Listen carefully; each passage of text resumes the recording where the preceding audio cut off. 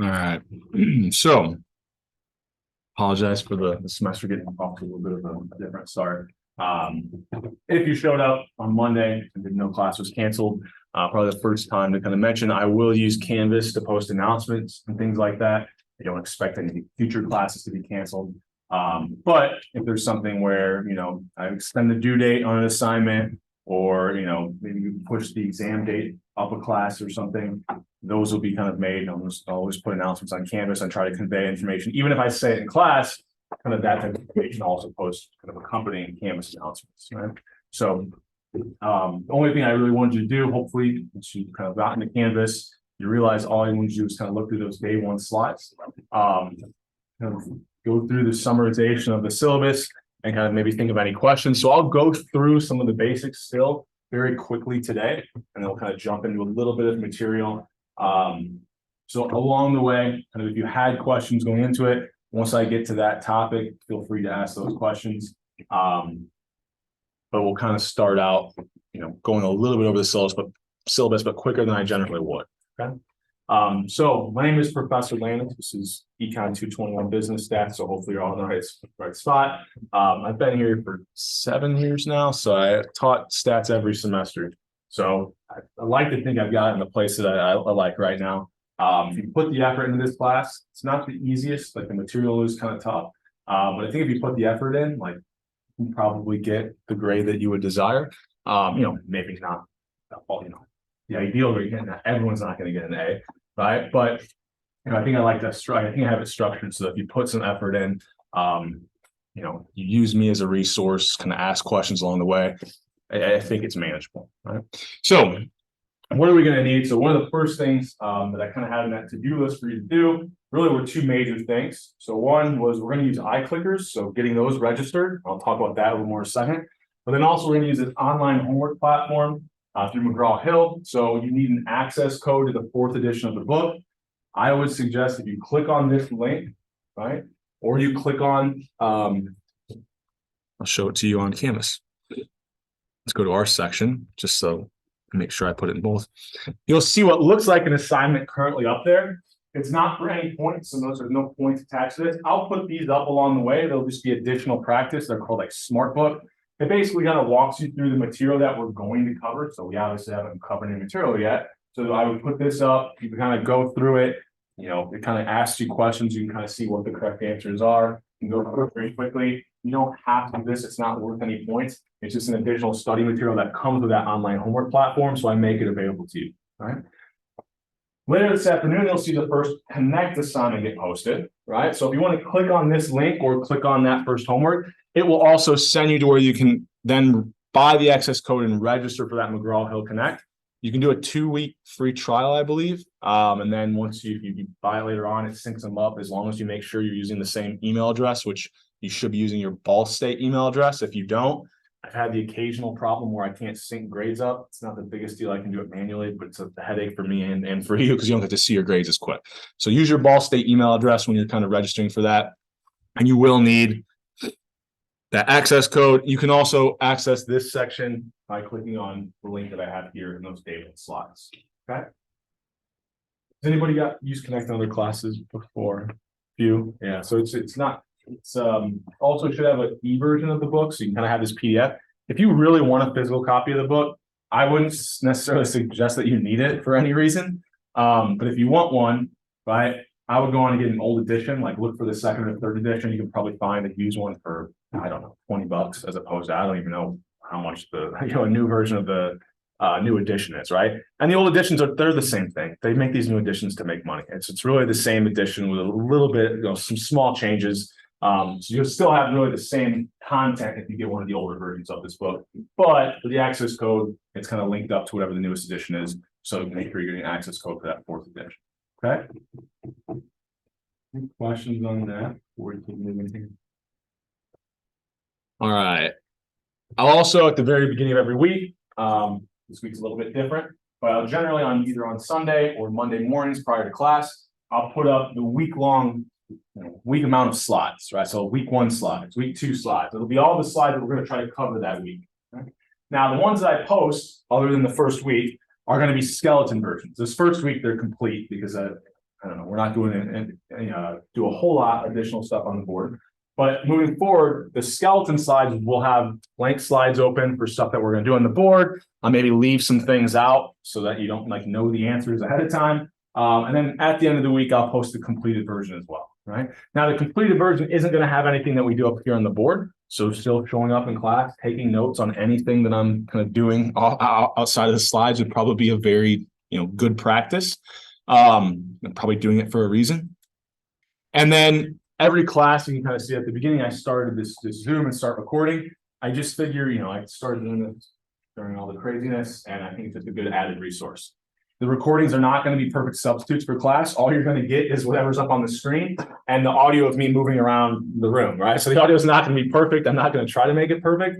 I just figure it's, as long as I'm sitting up here talking, I might as well have, try to record some of it. That way, if someone does have to miss, at least it's not a perfect substitute for class, but it's, they can kind of go back and get somewhat of that. Also, when we do things in Excel, those days recordings will be very useful once we get to your Excel assignments. I'll talk about those in a second, but I'll work through really similar examples in class, and then you can always go back to those videos. And there I will be working from my computer, so you'll get the good audio kind of me working through those Excel examples, and those will be really good things to go back to when you're working on those assignments. Okay. I'll put these on a playlist that we have for this class. So if you click on the link right now, it doesn't go, it goes to something that's blank and you can't quite search for it because I haven't posted a video yet. As soon as I post today's video, you should be able to see that playlist show up on YouTube by clicking this link. Or if you search Professor Lannis, I'll search it. I'm the first one here. I should probably personalize it and put a nice picture or something, but this is kind of what I've had up there. Later today, you'll see I've got old playlists. The new ones will pop up as soon as they have one video in them, right? So that link will send you there, or searching Professor Lannis, then it'll be like Econ 221, Spring 2023, Section 2, right? That'll be the name of the playlist, okay? If you have any issues kind of finding that, let me know. Like I said, probably the easiest way is just clicking on this link. As soon as I get that first video up, we should be good to go, okay? So the reason why I don't use Canvas is one, the storage limitations, but I also, I think, I don't know, it's easier to have kind of every section have their own playlist. I can also kind of reuse old videos and they don't get like deleted on Canvas, like some of them will sometimes get deleted. So I'll use these YouTube playlists. I'll sometimes put up additional videos of like me working through additional Excel examples. Might be an old video I did from previous sections where we just worked through a different data set just so you have more examples. And then as we get closer to exams, I'll sometimes put out me working through some of the practice exam problems, right? So not only will you have like these practice exams, you can kind of see me working through them as we get closer and you kind of studying for those, okay? And now anytime I post these additional videos, I'll let you know too. I'll put an announcement on Canvas like, hey, I put up a video that has me going through questions 1 through 10 in the practice exams or something like that, okay? Any questions on that before we keep moving here? So how are you going to be graded? We've got a bunch of different categories. So come to exams in a second, but the homeworks I already mentioned, these Connect assignments, generally I'll probably have 5 or 6 of these. I'll probably target 6 of them this semester, and then probably target around 6 Excel assignments. So a total of 12 assignments throughout the semester. And I kind of stagger them. So I'll get that first Connect assignment posted today. The first Excel assignment might not be posted until like mid next Wednesday or next Friday, right? And then the due dates are generally about 2 to 2.5 weeks of when I assign them. Right? So you have quite a bit of time to work on these. I want you to get as many points as possible. So like if you have questions, I want you to be able to come to me, ask the questions. Like I'll help you work through if you get stuck on the Excel. You don't want to talk to me. You can always just shoot me an email. If you don't want to show up to my office, or I've got a GA with I'll tell you in a second. Their office hours, you can kind of use them as a resource. But I want you to get as many points as possible on these. And generally, if people put the effort in, I think they, the Connect assignment, people generally get above 90% on these. Right? A couple of questions might stump you, and you can have time to come and ask me help on them. The Excels, if people put effort into them, they generally do pretty well. But a lot of people will kind of, I think, try to do these at the last second, and that's a disaster for them. And then they hardly get any of it done. And, they're getting, getting kind of poor grades just because they didn't start the Excel assignments a little bit earlier. I'm giving themselves some time to come ask me for questions or ask me questions. But each of these different types of homeworks, your Excel homeworks will count for 15% of your grade. The Connect assignments will be 15%. Okay. Oh, the other thing I want to mention. So I said there'll be 6 of each. I'll drop your lowest score. So this is one of the first examples how front loading effort in this class will kind of help you at the end. Right. So if you do the first 5 Excel assignments, it's the end of the semester, you've got a lot of other projects. You're already starting to study for exams, but we have this last 6th assignment. Well, if you don't do it, it's a 0. That would be the one that gets dropped. Right. So if you do the first 5 of each type, that 6th one will be a way to either you don't have to do it, or you could do it to replace one of your other grades. Right. If you didn't do too hot on one of the Excel assignments, maybe you only got, I don't know, 30% on. Right. Well, then when you do that 6th one, that when you got 30% will be your lowest, and that ends up getting dropped. Okay. So making sure you're kind of tackling those first assignments, those will be the easier ones as well. So I highly suggest kind of front loading your effort in this class. Also, the way that I kind of weight the exams will be that your best exam counts for 25%, second best is 20, your worst is only 15. So that means if you don't do too hot in an exam, it's not going to influence your grade near as much as an exam that you do really well on kind of influence kind of your grade a lot more. Okay. So once again, if you do pretty good in the first 2 exams, you know your final, like let's say I get a 90 and a 95, I'm probably not going to do as well on the final, but it doesn't matter because it's not going to influence my grade near as much. So the final for this course might not be as important for my grade as in other courses. Right? And when we get to the end, I'll kind of give you these figure out your grade tools so you can kind of figure out, if I get this grade in the final, what would my final grade be, so on and so forth. But if you've done well in the first 2, those are going to be the ones that are weighted up the most. Right? So front loading your effort, I know that 60% of your grade from the exam is a little bit, I don't know. You always like to see this percent be a little bit lower, I think. But because I do this kind of weighting, it generally helps people out. But you can have kind of a bad exam, or if you do have a really good exam, it'll really influence your grade a lot. Final category is just, we're going to use iClickers in class. So I'll generally use these most classes. Occasionally I'll use online quizzes. These are just when I want to have the data in Canvas. It's a little bit easier sometimes to kind of structure some of the quizzes I want to do there, just to make sure that we're either understand the material right, or I might ask you just some general preference-based questions about what we're going to do for exam review or something. But for the most part, these will primarily be kind of using iClickers in class, right? So this is meant to be easy points. Like if you show up and are semi-engaged in class, you should be getting over 90% in this category, right? Really kind of helping pull your grade up, right? If you don't do as well in the exams. Okay? Some people will get like offered sometimes a little extra credit here and there, so you might even end up with 100% on that category, right? And they're meant to be easy points, but you have to get them. You have to show up to get them, right? So I like to think of like anything in life is like a byproduct of your ability and your effort, right? So if you don't have the best ability, probably not going to do the best on the exams, right?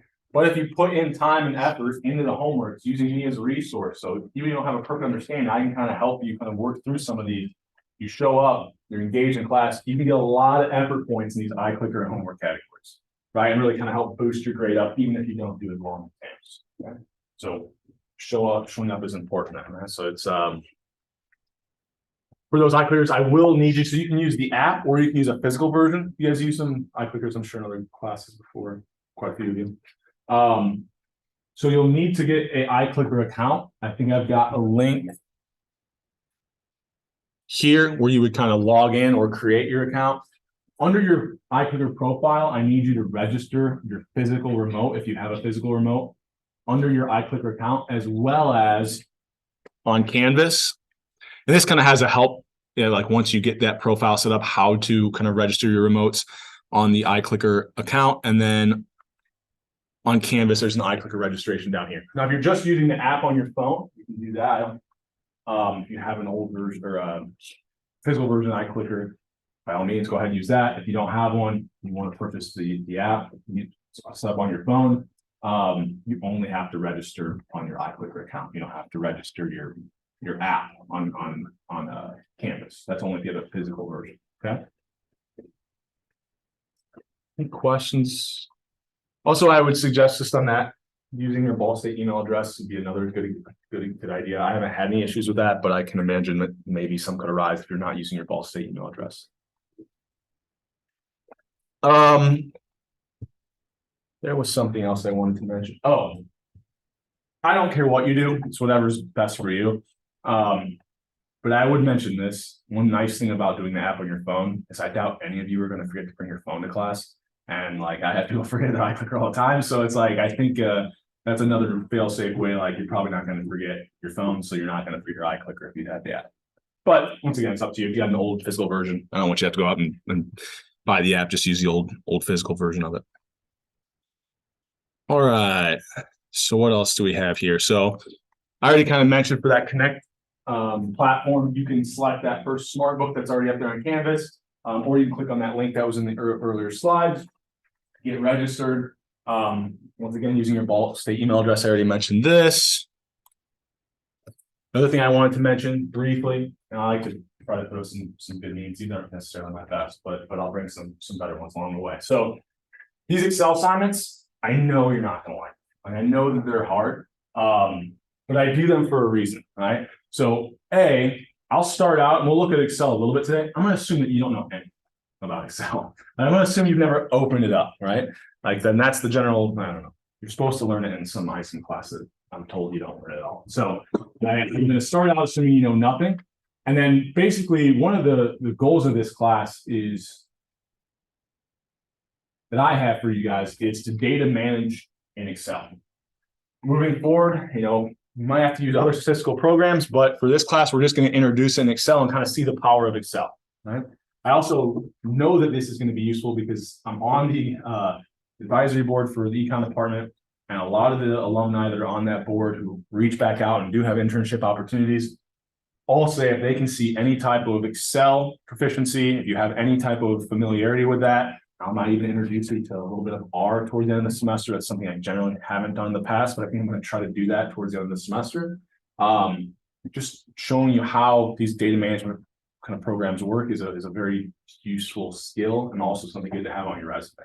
I had people reach back out who part of their internship or their interview process was the company gave them an Excel like project that they had to complete within like a week, and asked me for help with it. And I was more than willing to help them with it, but I know that these companies are using, I guess there's been several students who have had that be part of their interview process, right? So we'll learn the statistical side of things, and then we're going to use Excel to see how can we do this with actual data, right? So I'll generally introduce you to some theory, and then how do we do this in practice in Excel, okay? I got my office hours Monday, Wednesday, Thursday, 2 to 4. So I teach from like 10 to 1 Monday, Wednesday. I have a teaching block then. I'll go grab some lunch, be back in my office around 2. You can always plan on me being there during those hours. If those don't work for you, shoot me an email, especially Tuesdays and Thursdays. I try to have it pretty open. We can kind of find a time that works for you. If those are hours, I can guarantee that I'll be there. Okay. And then I have kind of my GA listed here. I don't know if I'm scared or you don't like me, I guess you can talk to them, and then they're generally pretty helpful as well. Okay. And their office hours are in the syllabus, which I've got the Word file. We go to Files tab on Canvas. I've got the kind of full syllabus there that has kind of what I forget, I have different GAs for different sections. So the GA office hours are in that syllabus Word document at the top. So I'll generally kind of start organizing this a little more as we move. Like create a folder for slides, a folder for homework, things like that. Right now, I just kind of have everything thrown up there under the files tab because we only have a small number of files. So you'll see these day one slides that I was going through, or I kind of wanted to kind of look through. Then I'll start kind of jumping into these slides, which will be more like material that we're going to cover today and Friday. And then I'll show you kind of some Excel stuff at the very end of class today using that data set, tobacco youth blank. Okay. So I think that might be everything I had for the syllabus. I've got some dates here, kind of the exam dates. I expect these to be the exam dates. If something happens and haven't covered as much material as I wanted, I'll never make them earlier, but I may push them like up one class period, like forward into time. So maybe instead of Friday, they'd be on that following Monday if I want one more day to do some like review in class. Okay.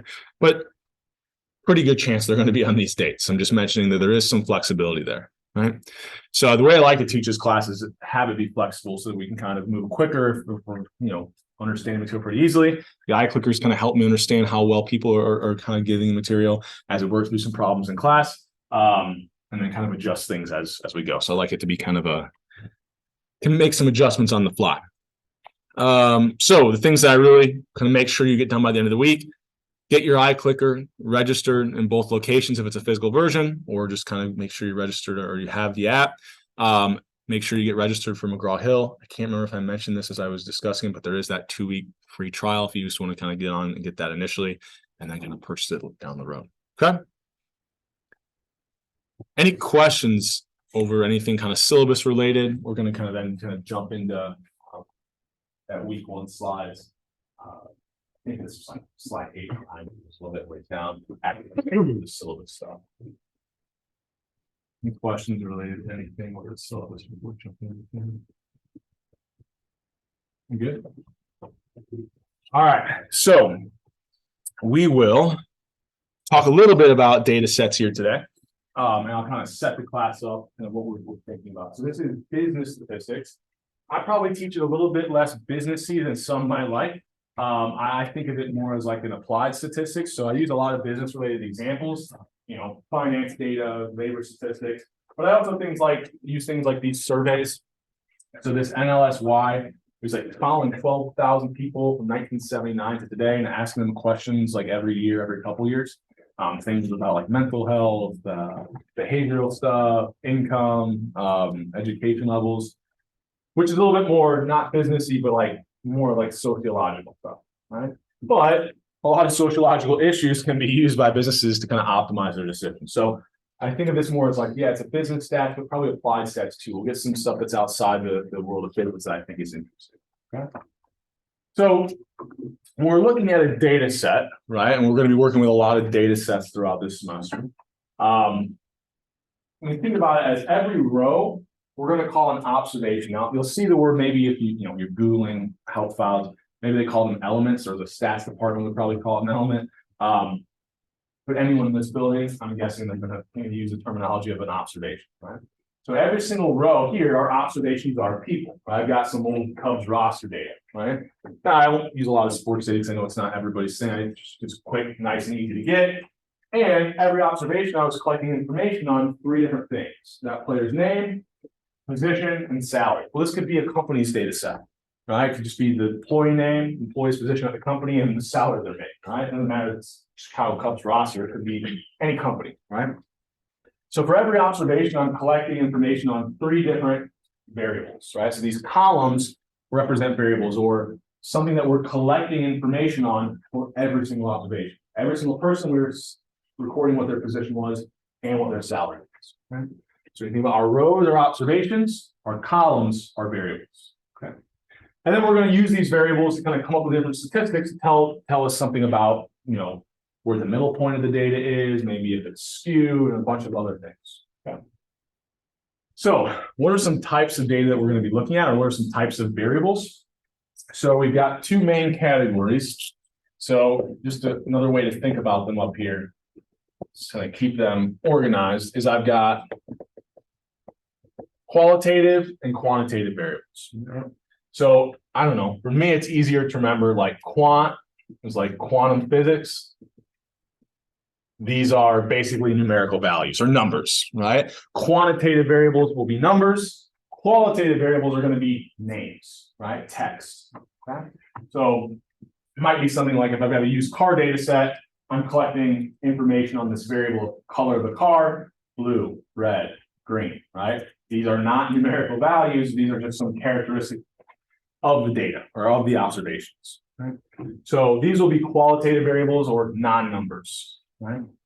Quantitative variables, quantum physics, quantum mechanics, around numbers, numerical values. Okay, so we have numerical values on our used cars. Might be something like recording the mileage on each car.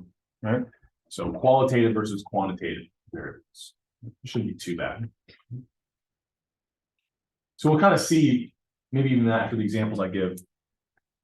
We'll start out looking at some qualitative variable stuff, but for the most part, and it'll pop up along the way, but we're really going to be focusing a lot more this semester on quantitative variables because there's a lot more we can do with them, right? So we'll think of 2 different types of qualitative variables though. So the first one is going to be nominal, and the other one is going to be ordinal, right? So the way I think about these, if I have a nominal variable, It doesn't really have any intrinsic value.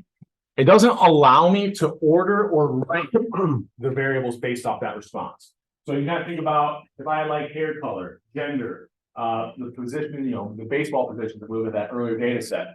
These are all just words, and I can't necessarily, I can't rank everyone with brown hair to be above everyone with red hair or vice versa, whatever, right? It tells me something about the observations, but it doesn't allow me to rank or order the observations based. I can group the observations based off of it, but I can't rank or order them. So if I can't rank or order them based off this qualitative variable, it's not. If I can, so this was an example, we had the baseball position here. If I can order or rank the observations, right, we're going to call these qualitative variables ordinal, right? I can give some order or ranking of the observations. So at the end of every semester for your professors, you has this instructive and effective teacher, you either strongly disagree or you up to strongly agree. Well, if this is the response I have, every single student I have recorded their response here. Well, I can rank the observations. I know everyone who strongly agrees with this statement thinks that there was a better teacher than everyone who disagrees with it, right? And everyone who disagreed, they don't think that they were as bad as teachers. Everyone who strongly disagreed, I can rank and order the observations. Right? Another good example, if I kind of have levels of education, we'll see this one pop up. These are not number values, right? This is some phrase. This is a word, right? This is qualitative data. But I can still rank these because I know someone that has a graduate degree has more college or has more education than someone with just a bachelor's degree. And they have more education than someone with just a high school degree, et cetera, right? Another really good one, letter grades. If I can't see the number, right? If I was just able to see kind of your transcripts and the letter grade you got, well, it's still just a word. It's not a number, right? But I know everybody who got a B plus, I could rank them above everyone who got a B minus, and I could rank them above everyone who got a D, and so on and so forth, right? So these are examples of qualitative variables that I can order or rank the data on. Those would be ordinal. And they have a little bit more usefulness, right, than this nominal variables. Questions on that shouldn't be too bad. So the other types of variables that we'll have are quantitative. And we'll look at both throughout the semester. Kind of early on, we'll look at more discrete examples probably. And then towards the end, we'll really kind of transition to almost purely looking at continuous variables. Okay. So discrete variables, the easiest way is thinking of a number line. I can see the integer values, 1, 5, but I can't see anything in between. There's gaps, right? I can't see 7.35. So examples of this would be, well, if I'm asking you the number of siblings that you have, you either have 1, 2, 3, 4, whatever the largest family is now, right? Hopefully you don't have 1.5 siblings laying around, right? Like, I mean, we could make, half siblings, but they're still a person, right? They would still count as a full person, right? So we can only see integer values for a variable like that. Or anytime I ask somebody the number of days they do something, like, so here I have the number of days you consume alcohol. Well, if I had a drink today, it's a little bit early, but if I had a drink already today, that'll be 1 day out of the week, right? It wasn't pointless. I did it today, so that was 1 day out of the week I had an alcoholic drink. So a variable like that, I can only see 1 through 7, right? Hopefully I don't see 7. Well, I guess teach their own, but right, I haven't see gaps. I can't see 1.3592. Right? So that's an easy way to think about it. And then continuous is just I can see anything, right? I can see 2, 5, 6.39, 7.2. Any decimal value. If it's a truly continuous variable. So we can think about, if I had a really precise measuring tool, height and weight, I could measure out to whatever decimal I wanted. Like if I was doing water displacement and measuring someone's weight, I can get, use the mathematical formula to predict this person's weight out to really whatever decimal I probably want, right? So those would be truly continuous variables. So I can see any numerical value for a continuous variable. Now, I generally think of income or salary as being continuous. So this is where I get a little bit of pushback. If you wanted to be technical here, and my discrete variables, I just said that there were gaps in the numbers I could see. I was using like integers, but it could be instead of seeing 1, 2, 3, 4, it could be 10, 20, 30, 40. Like if he jumps to 10, if my product, maybe I'm making it in batches of 10. So why could you argue that salary is actually discrete? Yeah. Because you can't get a fraction of 1 cent. Yeah, my denominations kind of limit me. My physical denominations would limit me to, I can't see anything between 32 and 33 cents. Now, the way that things work now, a lot of companies, you can actually see fractions, right? There's a great movie you should all watch called Office Space if you haven't seen it. And the whole premise of the movie is that like Actually, and many things you would think if it's a digital record, like it's not limited to a penny, right? They just go out as many decimals as they want. I won't like spoil the whole movie, but it's hilarious. It's a great old comedy. I'll mention these movies along the way that I think maybe you haven't seen. So for our sake, yes, you could argue with me that salary by letter of the law is discrete. But we can use mathematical proofs to show that as long as we have anything that we can record a decimal on, it's so approximate to a continuous variable that we're only going to be off at like some 100th decimal, right? So anything that has a decimal associated with it, we can treat that like a continuous variable. And then all the discrete examples, I'll kind of keep them where you're just seeing integer. I won't try to trick you where it's like you could see 1, 1.5, 2, 2.5. All our discrete examples will be only integers, 1, 2, 3, 4, 5, 6. And then anything that has a decimal associated with it, we'll treat as continuous. Okay. Any questions on that before we keep moving? So we had salary data here. We can kind of think about that as being a continuous variable. I'll go through a couple types of data sets. Don't feel like you have to write all of this down. I'm going to quiz you on the definitions. I just want to give you an example of kind of what we're going to look at and kind of we paint a picture of the rest of this semester here. And then we'll jump into Excel and I'll show you a little bit of stuff in Excel today just to get a taste. Right?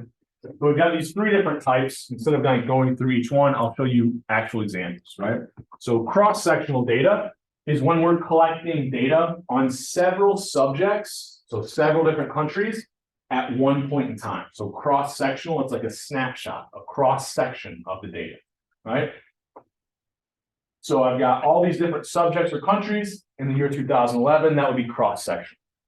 Another example would be, maybe I've got several different time periods collected, right? I was collecting cross-sectional data at different points in time, 1990, 2000, 2010, 2020, right? And then I kind of combine them all together, right? So cross-sectionals, I have multiple subjects, but I'm collecting the data at one point in time. Time series is I have one subject where I'm collecting data at multiple points in time. So this is, I just have the United States and I'm collecting their unemployment rate at several different years, right? So that would be time series data. And we'll kind of see how some of these different data sets have different graphical representations. We'll do a little more of how we display kind of data in a graphical form, a little bit more on Friday. And then if we combine time series and cross-sectional, these are like more the interesting data sets. We won't really talk about why in this class, but if you were to take like advanced stats or something, you would dive into a little bit more about why panel data is really cool, right? So panel data is like cross-sectional and time series into one, where I've got multiple subjects. So here I have multiple different students, just ID by number. And I'm collecting information on their ISET scores at several points in time. So multiple subjects, multiple points in time, right? So we'll look at all types of these 3 different types of data sets along the way. I'm just kind of introducing them here since we're just kind of getting going. Okay. We'll save this for next class, sampling stuff. I don't really want to go into that today. What I do want to do is kind of set up what this course will, some questions that we can hopefully answer by the end of the semester, or just to give you an idea about the types of things that we're going to be doing. So 2 things I want you to have when you leave this class. 1, some ability to work with data in Excel, right? Some ability to kind of show some data management, some data calculation tools in this program Excel that kind of is managing our data. Second thing, someone asked me the other day, like, what is the goal of your stats at class? And I think my response was something along the lines of, I hope that all my students leave and are able to critically think about what, anytime they see statistics used in media, they can critically think through whether or not those statistics are actually telling the story that media outlet is saying, right? So a lot of people will use stats to lie. If you don't have a really good understanding of what those statistics mean, I can trick you, right? So hopefully if we have a better understanding of stats, we can kind of not get tricked as often by a lot of these media outlets. And I'll try to, along the way, like I'll hear things or I'll see things and I'll even bring them into class and like, why is this wrong? Or how can we think about this a little bit different? So let's say I saw this one, right? California has more teachers than Arizona, and therefore the article concludes, California cares more about their children's education. Well, what's the problem with this? Yeah. California is bigger than Arizona. Yeah, I pray to God that California has more teachers, right? They've got way more students. So I'm using some true data. They have more teachers. but it's not the variable I need to tell this story. Variable I would need is something like teachers per student, right? Or teachers per person per capita of that state. So we might be using sometimes they'll use the wrong variables, right? Another one is anytime we see data, we should question why they chose to limit the data to what they did. So specifically with time, if I had an example where I'm thinking about small versus large market teams, so we don't have to have a great understanding, but small markets are small cities, generate less revenue, city like Indianapolis. Chicago would be like a large market team. I think you generate a lot more revenue, have more money to spend on players, and theoretically be better. So this person goes back, looks at the last 10 World Series and says, well, small market teams have won 6 out of 10 of these. So money money isn't buying championships. These small market teams are winning. What do you think is probably true about the 11th year? If you go back the last 11 years and a small market team had won that, well, then I'd have 7 out of 11 instead of 6 out of 10. That'd be a better statistic. So what was probably true about that 11th year? A large market team won. 6 out of 11 isn't as good as 6 out of 10. And then maybe if I go back to 15, maybe only 6 of the last 15 were a small market team, and that completely ruins my story, right? So anytime you see the data limited, like in a certain number of years, question or why didn't they include these states, or why did they exclude these countries, or why did they only include this 10-year time period?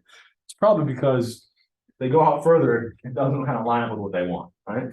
So we should always be thinking about kind of why the data was collected the way it was, which kind of alludes to the third one. I always like this one. So a study found 90% of bar fight deaths were the individual who started the fight, right? So think about this. Why could you argue like it's surprising that this isn't 100%? So if there's a bar fight and someone dies, who's the only person left? Person that killed someone, right? Are they going to admit to starting the fight that led to them killing someone? Probably not. The fact that this isn't 100% means these people didn't lawyer up, right? So think about who's the data, who's are we collecting the data from? In this case, it'll be a pretty biased source, right? You kind of think about, we'll think about these biases that exist in data, and we'll have a couple of classes where we're really focused on them. But it could be something a little bit more realistic. It would be something like, let's say I'm interested in the alcohol consumption of the average American. And then go around Muncie, Indiana, I randomly kind of select 1,000 people. What's probably going to be true? A pretty large percent of them are going to be college-age individuals. So I'm now going to have this data that's pretty much, over-representing college-age individuals. If I look at their alcohol consumption relative to the average of the population, what's probably going to be true? Just a little bit higher, right? I have this biased data set. And so, yeah, here we were getting it because we were only getting information from the person who didn't die in a sport fight, but it could be more of that, for whatever reason, where we're sampling the data just doesn't look like the population as a whole. Right? And we'll talk a little bit more about that when we get to sampling. We also have kind of this one will be more towards the end of the class where we really start to dive in. We want to understand the relationship between variables often. And we would like a causal relationship, but often all we can get is a correlation. And we'll talk more about how those things are different. But just to kind of introduce the idea, if I looked at ice cream sales and drowning deaths, they're highly correlated, right? Like as one of them goes up, the other one tends to be higher as well. So ice cream sales are causing people to drown or to die. What's probably going on here? It's the summer. Yeah, warm temperatures are driving up both of these, right? So I can see that two things are correlated, but it's because there's this third outside factor that I haven't accounted for, right? Or the temperature. Okay? So we don't want to say that this is a causal relationship. We say they're correlated, right? Maybe there's, one of them's causing the other, but maybe it's this outside factor that we haven't accounted for. So we'll talk a little bit more about how to deal with that, how we can get closer to a causal relationship, kind of at the end of the semester when we go over some regression, any regression stuff. Okay. So that kind of sets us up where we're going. We'll talk a little bit more about graphical representations of some of these variables, calculating some introductory statistics. But for the rest of today, I just want to open up Excel and show you a little bit of Excel, introduce you to this program. Right? So this was the file that was up on Canvas, tobacco, youth blank. Generally, I'll put a blank version. We'll work through things in class. By the time we work through everything, I'll then post the completed version of it. But I would suggest, it's really helpful if you do have a laptop and you want to bring it to class. Obviously, you got to be a little bit honest with yourself about whether or not you're going to get distracted with online shopping or something if you're not particularly interested in what I'm talking about that day. But when we work through Excel stuff, especially, I think it's really beneficial to work along with me. So I've got these blank versions, and then as I fill things out, you can kind of do it as well, and we can kind of real-time troubleshoot if you're having any issues, okay? And whenever we do in class, will generally be a very good template, something to kind of like mimic for that Excel assignment, okay? So here's my workbook. That's the file when I open it up. We call it an Excel workbook. And then I've got different worksheets at the bottom here within that workbook. So each one has different data sets on it. So we're going to use this user's discrete one today. And the next class, we'll kind of look at some of the other ones. So not going to calculate the mean and the median today. We're going to do that down the road. But I do want to kind of start to put some numbers in here. So let's say I put that number 15 into this cell. Okay.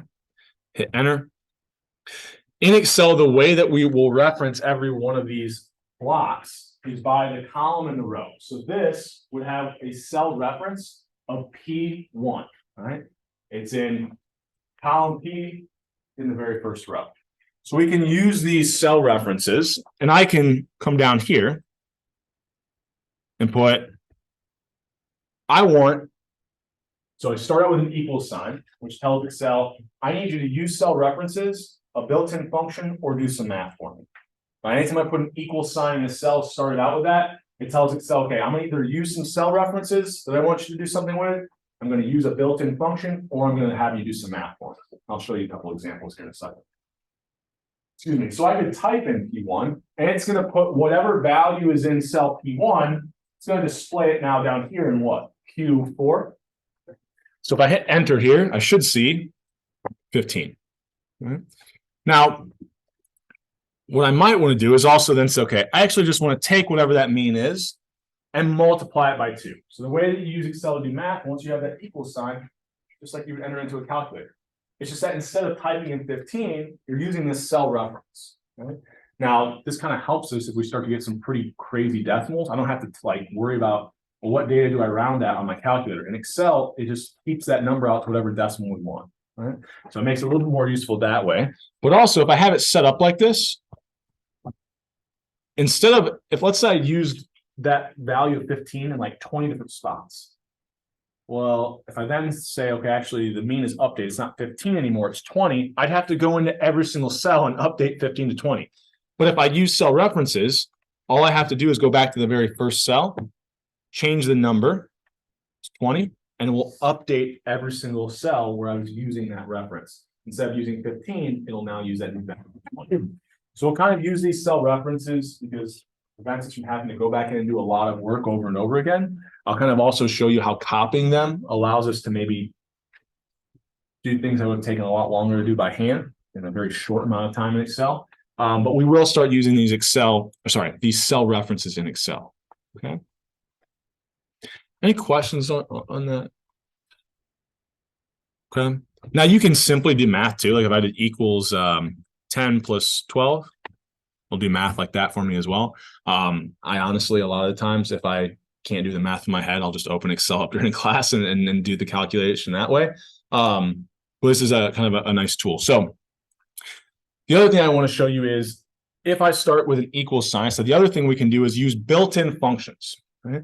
So the first one we're going to look at today is the COUNTIF function. So this is kind of the name, the stored function in Excel, COUNTIF, and it's going to do some stuff behind the scenes for us. So this data set's pretty big. I didn't mention what it was. It's got like racial demographic stuff, but the variable we're going to look at is it has whether or not the individual tried e-cigarettes, and these were all like people in high school or below, and it had the age they first tried it. Right, so the earliest ages were 8, which is alarming to me. But right, what we're going to try to do is come up with how many of these observations, which is like 3,500 of them, how many of them are equal to 8, or how many individuals first tried these vape or e-cigarette, or whatever you want to call them, at the age of 8. Well, we can use the COUNTIF function to do that. To do this by hand, to go through every single 3,500 observation and count all the times I see 8, it's going to take me forever. Right? But Excel says, okay, if you tell me 2 things, I can do that behind the scenes. First, just tell me the range of data. So here's my first observation. I could select this with my mouse, but this is a really big data set. I'd be dragging my mouse down for a long time. So a nice shortcut that we can use when we start selecting entire variables in Excel is if I hold Control Shift, or on a Mac, Command Shift. Anytime I say Control on a Mac, it's generally Command. So hold Command Shift on a Mac or hold Control Shift on a PC. I then hit the down arrow. Now notice up here in this formula bar, it shows me what it was putting into that cell. It's a little bit small. It doesn't zoom in on that for me. So I'll scroll back up just so you can see that once I selected, use that shortcut, it said, okay, look through cell M2, colon means all the way through M3579. So instead of dragging all the way down, nice, quick, easy shortcut, and it throws that cell reference in there for me. So count if, like the observation in this range, count the observation if, comma, the second thing is the criteria. Well, here our criteria is the age they first tried equal to 8? So the first thing that we'll do is we want to know if it's equal to 8. So anytime we have kind of an equality, or next class we'll see we can do this or slightly, or not next class. Down the road, we'll use this count ifs formula, which will kind of use greater than or less than signs. Anytime we have like an inequality or equality sign, we have to put it in quotation marks in this count if. That's just the syntax that Excel needs. Okay. The next thing we'll use is this and sign. This just allows us to use cell references. You could just type in the number 8 here, right? But I've got the number 8 here, and I want to count the number of observations where the first age they first tried was 8. But I might also want to do it for was the age they first tried at 9 and 10 and 11. So we're going to see how these cell references I can use and exploit them to do this very quickly next class. But for now, look through this range of data and count it if it's equal to, and instead of typing in 8, I'm just going to click on the cell reference. Right? So it puts that in there for me. I don't have to worry about typing in 8 there. And then if I ever wanted to change it, it would automatically update this. So what this will do is it goes through that entire variable, counts the number of observations that were equal to 8. It would have taken me forever to do this by hand, right? And I can do the same thing for 9, 10, and I can kind of get an idea about what the distribution of this data looks like, right? How many of the observations were age 10? How many were age 14? So on and so forth. Okay. So we'll kind of see how we do this next class. I'll kind of show you how when we copy things in Excel, it updates our cell references accordingly. So we'll kind of learn a little more how to exploit that on Friday. We'll go into a little bit more graphical representations of some of these variables that we're looking at. Things that you need to do: get your iClicker registered, get that Connect Access code. We'll try to get that done by the end of the week, because starting next week, I'll expect that you have iClickers in class, and we'll start using those next Wednesday. Okay. All right. We'll see you guys on Friday.